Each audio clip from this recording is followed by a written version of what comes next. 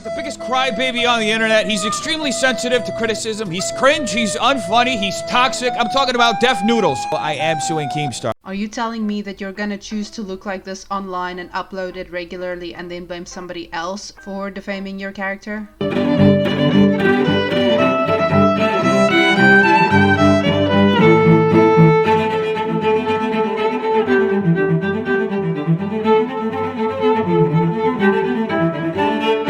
As much as 2022 is the year of the chat, it is also the year of the LOL suit, the gift that keeps on giving. We started off with Futuristic Hub and then Amber Heard and Johnny Depp, oh my god, and now we have Defamation Noodles. Does here get any more iconic? Fuck no, I doubt it. However, here is my problem. This court filing that Dennis, or defnoodles, has filed against Daniel Keem, or Keemstar, is that I feel that it's probably never going to actually hit a courtroom. There's gonna be no snippets of the jury trying not to chuckle and no attempts for the judge to fully comprehend how Defamation Noodles thinks that Twitter is a real place. Unfortunately, we have to settle for this court filing alone. Not to worry, it has plenty of laws. However, when I went over it, since it's utterly ridiculous, it quickly hit me that this is probably not gonna be a lawsuit video. This is much closer to a behind the meme video. So what do I mean? Well, Def has a habit of trying to explain textbook comedy to funny people in order to defend his lack of funny. So when I started looking at the counter arguments for each of the points in this lawsuit, I noticed that I was actually explaining how humor and memes work. You know, the way that he usually would. Instead, at him. So yeah, this video is about how Defamation Noodles unironically doesn't know what memes, humor, or defamation means.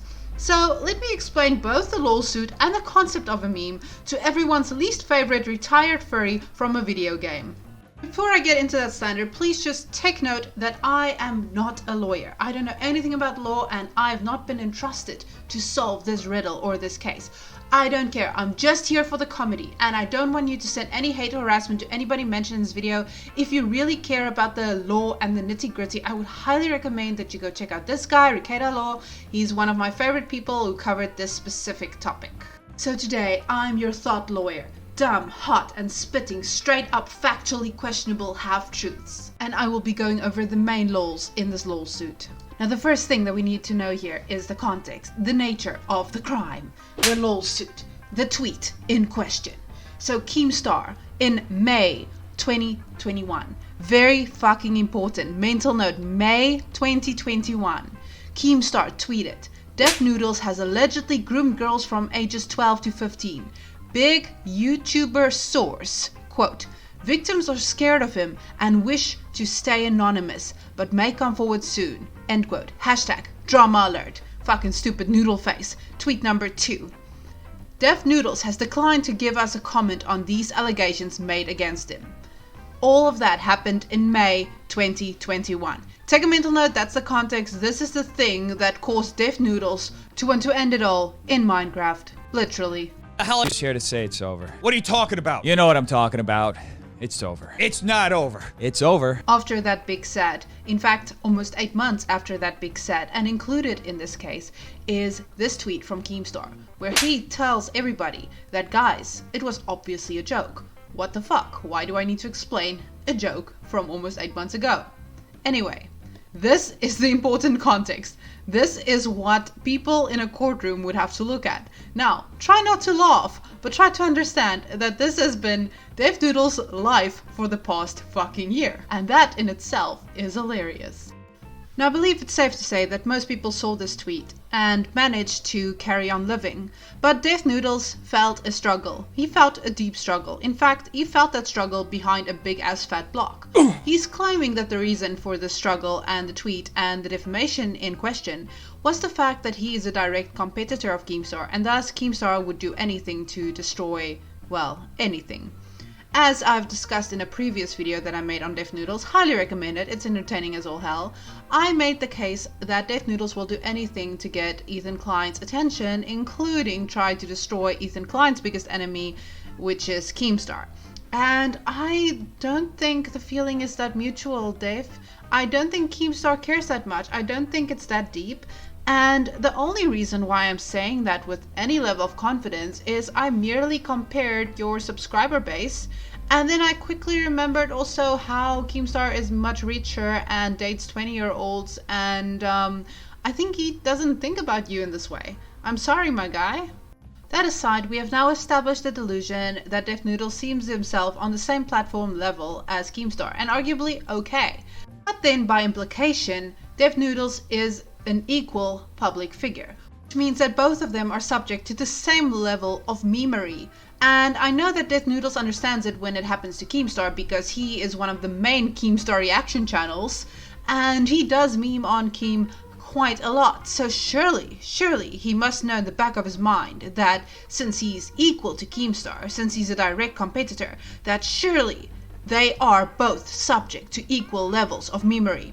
Alright, keep that in the back of your mind as we journey on through this lawsuit. Now, the first part that I thought was hilarious is if we look right below the tweet, the first point made, so you can literally see the tweet, right? We agree we can see all of the many words used to formulate this very complex allegation. And we can see right under it that one of the problems that defnoodles and his team has with this tweet is that factually it is incorrect to say that there are any allegations made by any underage children. Now, if we look at the tweet again, what does it say? Who sourced this allegation? Was it the groomed girls, the minors, or was it, and I quote, big YouTuber source? How the fuck do you fuck this up? It's literally right there. Oh my god. This really sets the tone for the whole lawsuit.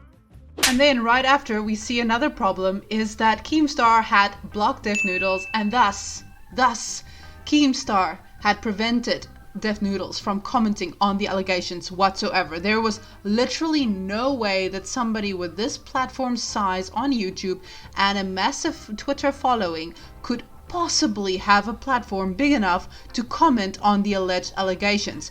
Once you've blocked somebody, you have effectively silenced them from every single possible outlet they could have. There is no way around the block. You could never, ever in your life speak your tea once you are blocked by somebody with a bigger platform. These are just the rules. I don't make them. It's 1984. Goddamn. We do not know the struggle that defnoodles had to have endured with this allegation. Before I move on, there was a time actually when defnoodles unfortunately had blocked somebody and also had an allegation. Any money, and I didn't become the first YouTuber in history to lose a defamation case. This is all lies to try and tarnish my credibility in the cheapest way possible. Legally, I can't talk about the Deji situation very much. What I can say, it never made it to court. We both paid our own legal fees, and that was it. I legally cannot lie about this. But once again, as we've seen time and time again, Defamation Noodles talking about something he knows jack shit about and lying out of his ass. It was also pretty awesome because even though I was blocked and again couldn't defend myself, the reaction to him choosing to go this way of his... Ah, yes, our favorite hypocrite. Okay, just keep that in the back of your mind. And of course, defnoodles decided to bring up the proof. Yes, so in order for defamation to matter in this case, defnoodles had to prove undeniably that the average reader saw this tweet and exercised their right to be autistic online. And what he did was he found the best quotes to prove that the general population thought that this tweet was indeed the truth. Exhibit A is a user with literally the word meme in their name saying, "Showing them girls his little noodles." Yes, showing them girls his little noodles. That is the evidence necessary to prove that defnoodles was labeled a predator and pedophile by the majority of people online. Little noodles. But okay, let's give it to him. Let's say there are better sources, and for some reason his lawyers were trolling him because they didn't think it would go any further, and they just wanted to see the judge's face when, or just somebody else's face when they had read this. They knew the meme potential when they met our fucking retired furry, and they saw it and they took the opportunity, and God bless. This is fucking fantastic. So that quote made it in the filing. Fucking fantastic. So what I find particularly hilarious about this being a defamation case is that after the first initial tweet in question, the thing that caused defnoodles endless amounts of sleep, the thing that caused primary damages, actually resulted or correlated rather with a growth in subscribers for defnoodles. And then only after the tweet that he made 8 months later, where he blatantly said that it was a joke, not to be taken seriously, that it was incorrect and untrue, only after that did defnoodles start losing subscribers. And I'm not saying that the tweets actually caused either one of these two phenomena, but if he was going to argue that, he's actually proving once again the exact opposite. The next major lol point that I couldn't resist is the fact that he brings up this tweet where he does state that Keemstar clarified 8 months later that it was indeed a joke / meme, and Defamation Noodles is coming from the perspective that this is a sort of self-defense, that Keemstar is only using this tweet as a type of jailhouse lawyer. In other words, he's trying to get in front of this issue.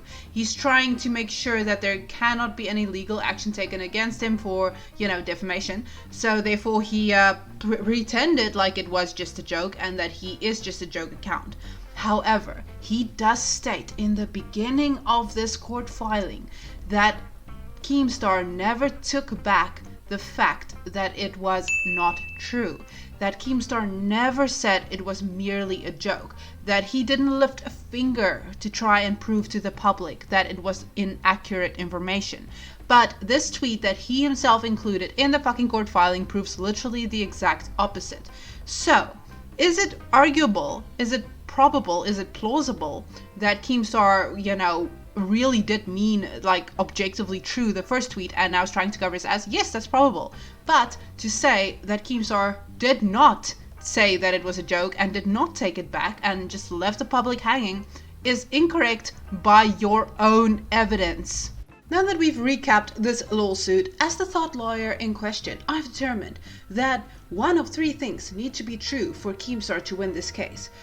First, Keemstar would have to prove that Drama Alert is not a valid, reliable news source, but in fact satirical and comedic in nature. And guess what? Defnoodles has been making it his life's goal this past year to prove that Drama Alert should not be taken seriously, but is in fact comedy. So, yeah, I wonder what level of doubling down is gonna happen here.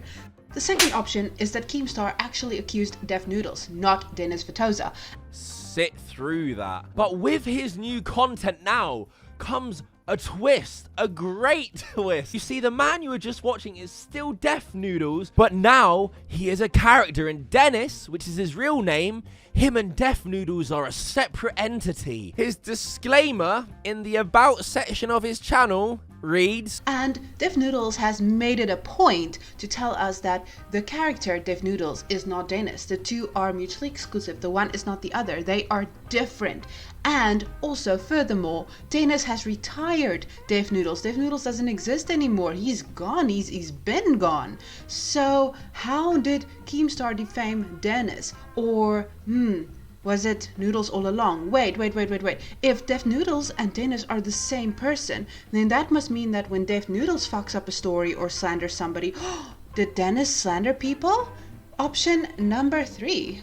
Keemstar needs to present valid evidence that it was a meme and a joke all along, and just because Defnoodles isn't smart enough to catch on a joke or a meme or comprehend that a joke is made about him, doesn't mean that it was not a meme. So I don't think the problem is the problem here. I don't think the problem necessarily is that Defnoodles was unable to properly frame his issue with Keemstar. I think his issue is something much deeper. I'm not even talking psychologically, I'm talking just straight up logical. And that is that I just don't think that Defnoodles knows that he was in fact memed on, and that it's totally within people's rights to meme on him. And I think this is his cope. I think he needs to take somebody to court for defamation because he doesn't understand how he, Defnoodles, could be the butt of the joke. We saw him cry when Cavo said that he wasn't funny, and now we get to see what happens when he has to face that he himself is not funny. So how did I get to this conclusion? Well, let's take a moment to discuss what is a meme. So, if you are an average thoughts and opinion enjoyer, then you might also truly be a meme enjoyer. And I'm going to state the most fucking obvious, well-known, open secret in this world, but it's specifically for one person. And you know what? I will educate my people.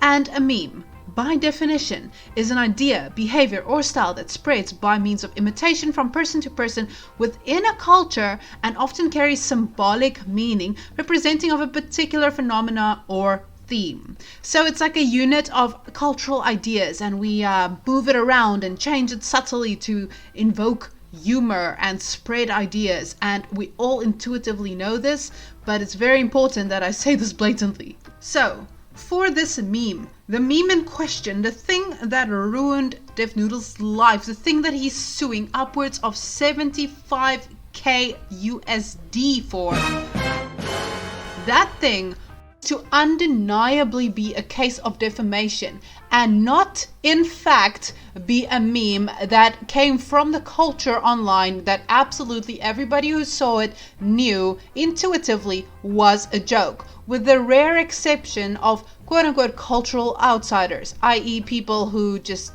don't know and just aren't with it. You know, the exception. Okay, so how do we know that this was indeed a meme? Well, remember, that tweet was made in May 2021. So in other words, what happened before May 2021? What was the context in which this meme was made? Well, here are some fantastic highlights captured from Cavos in April of 2021, a little bit more than a month before Keemstar made that infamous tweet.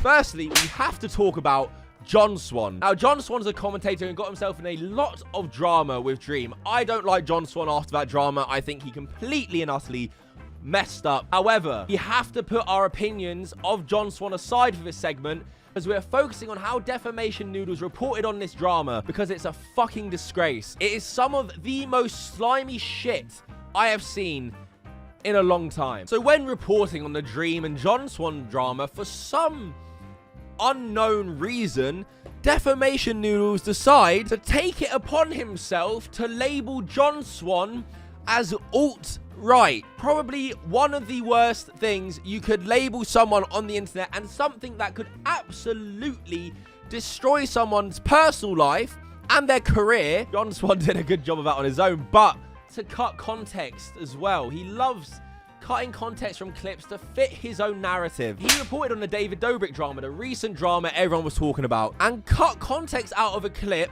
to make it seem like David Dobrik has been trying to stop people talking out against him. As David's sandcastle crumbled, the Vlog Squad members Aaron and Carly ended up uploading a video addressing the situation. We have been getting a lot of comments and messages this past week about our involvement with the Vlog Squad, and I just want to make it clear, like, we've seen stuff saying like David hasn't allowed us to talk about it, or we're legally not allowed to talk about it. And what is happening, folks? Is David Dobrik really relinquishing the death grip that he has on his cult? Vlog Squad members should watch their back and maybe not drink David's Kool-Aid for a few days. And if you literally played the clip for a few more seconds, you know, the part he purposefully left out, these girls go on to say that no one is telling them what to do or say. I've been getting a lot of comments and messages this past week about our involvement with the Vlog Squad, and I just want to make it clear, like, we've seen stuff saying like David hasn't allowed us to talk about it, or we're legally not allowed to talk about it, and, or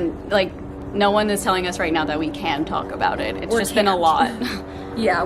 After this. On January 10th, Defnoodles published a video to Twitter claiming that I was maliciously inciting my audience to slander him. This is something I am completely against, and the type of thing that I have publicly opposed for a large portion of my time online. The evidence used to support this claim is the following clip. Somebody make a Defnoodles app, tweet horrible shit on there, then post some replies to his tweet, and see if his You can't, dude. The website's down. You gotta get a gap, dude. No, I have it open right now. Okay. All right. Somebody make a horrible account of Defnoodles. Yeah, so I can screenshot and reply to him. If one were to extend this clip another 2 to 3 seconds, they would hear me audibly say that I'm gonna pass on that one. I don't want to be involved. and be like, this you. Say this you and see how many people believe it, dude. Yeah, I'm gonna pass it. on that one. I don't want to be involved. This was clipped incredibly uncharitably, as you can probably now see. In your thick brain, you thought to do any research before publishing an extremely serious accusation. You would have seen that the date on the DM was 2016. James Charles is 21, defnoodles. 5 years ago, he too would have been a minor, making Defamation Noodles, again, look like even more of a fucking idiot. Especially when he has viewers reacting like, well damn, he's approaching Cosby numbers now. Thank you, Cobos, for your service. So, let's quickly just recap. He called somebody alt-right and claimed that it was a joke when in fact it arguably was slander regardless. Then he also used a clip from an accusation against David Dobrik to accuse people of now being scared of David Dobrik, i.e. scared into silence, when in fact if he played the clip a little bit longer, the full context, it was clearly incorrect information that he was spreading, and thus another example of slander. Nicholas the Oreo was also a victim in this, and he was also cut out of context, and if you just extended it again, you would have seen a clear-cut case that he promoted anti-harassment, whereas defnoodles portrayed it as Nick arguing for the harassment of defnoodles. And then of course there was James Charles, and then of course Cavos himself. So that means that in April 2021 there was a massive video by a massive creator pinpointing a very clear and direct narrative for the term defamation noodles. In fact, that might have not been the direct origin, but that was the concrete solidification as the meme of defamation noodles. That's where it originally came from, and that's what everybody points back towards when they use the term defamation noodles. That's where it came from. So the idea that defnoodles has used allegations or misreported on evidence available in order to slander people, whether intentionally or not, is a meme as established in April 2021. So when people use the term defamation noodles after the release of this infamous video, they are referring to the meme. In other words, a joke. A cultural conceptual joke that we all understand and comprehend. Therefore, accusing defnoodles of being defamatory is the main meme. Nothing else, that is the main meme. So you see, Keemstar did actually hurt defnoodles, and it was bad, but it was with regards to his unsubstantiated reporting, not him being some kind of a fucking pedophile. Like, he has no case, because everybody in the story agrees that defnoodles gets allegations wrong. That's the reason for the meme behind defamation noodles. That's the joke. So similar to when Romeo Lacoste, the previous person who tried to sue for defamation, he actually admitted to being a pedo in his own fucking court filing. Defnoodles has now admitted that the point of the tweet in question was to indicate that Defnoodles makes defamatory and false allegations himself. Yes, he's self-owned. He handed Keemstar a W in this court filing by stating very fucking clearly that Keemstar 8 months later stated it was a joke, and clarifying exactly what the joke is, and everybody who is with it knew exactly what was up. Now, I suspect that there are 3 reactions being typed in my comment section if you made it to this point. At first, there's gonna be the mad at the internet people typing in all caps that defnoodles did nothing wrong.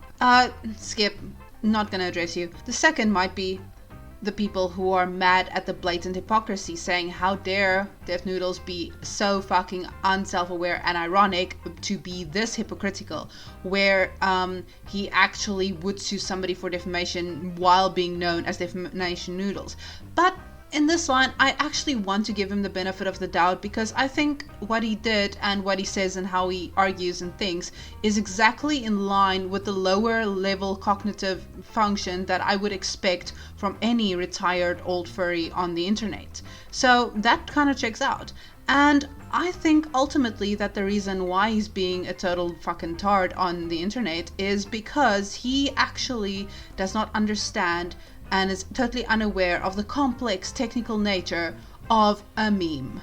And instead of telling people that he has performed at clubs in the past, I think it might be time for him to Google exactly how a meme works and learn to laugh a little. I think that'll help.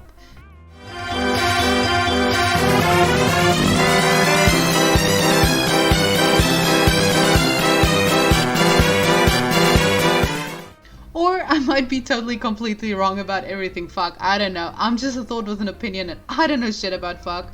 Pila.